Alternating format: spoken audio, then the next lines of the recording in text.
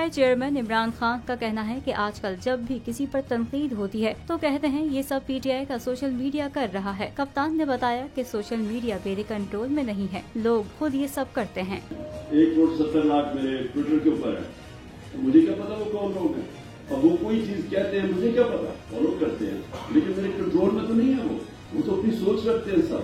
तो ये एक गलत फहमी यहाँ हो गई है कि जी ये सारा कुछ जो रजीम चेंज जब हुई तो एकदम तनकीद जब आई तो उन्होंने कहा जनाब ये पीटीआई का सोशल मीडिया कर रहा है। ये पीटीआई का सोशल मीडिया नहीं कर रहा था, ये पाकिस्तान की अवाम थी, उसकी आवाज थी।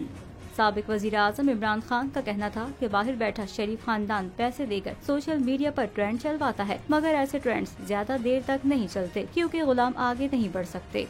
ये झूठ बोलने वाले जो झूठ बोलने के माहिर हैं, जो लंदन में क्या पाकिस्तान में भी कोई प्रॉपर्टी नहीं थी जिनकी, तो वो कोशिश करते हैं, पैसे देते हैं ट्रेंड चलाने के लिए, वो अगले दिन मर जाती है। पाकिस्तान तहरीक इंसाफ के चेयरमैन इमरान खान का कहना था जमहूरियत का मतलब है आज़ादी। मोबाइल फोन लोगों को आज़ादी और आज़ादी राय की तरफ लेकर जा रहा है। उन्होंने कहा हमारे खिलाफ बहुत झूठी खबरें भी चलती हैं, लेकिन सोशल मीडिया पर फेक न्यूज जल्दी पकड़ी जाती है।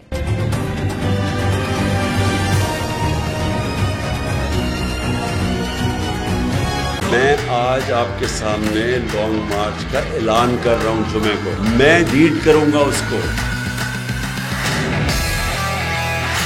कप्तान का हकीकी आजादी मार्च। उन्होंने कंटेनर रखे तो हटा दोगे। दिन हो या रात, वो न्यूज 24 घंटे रहेगा साथ। सबसे बड़ी टीम, सबसे मोतबर पैनलिस्ट के साथ, सबसे बड़ी कवरेज। देखिए पाकिस्तान की सबसे बड़ी नशरियात सिर्फ बोल न्यूज पर।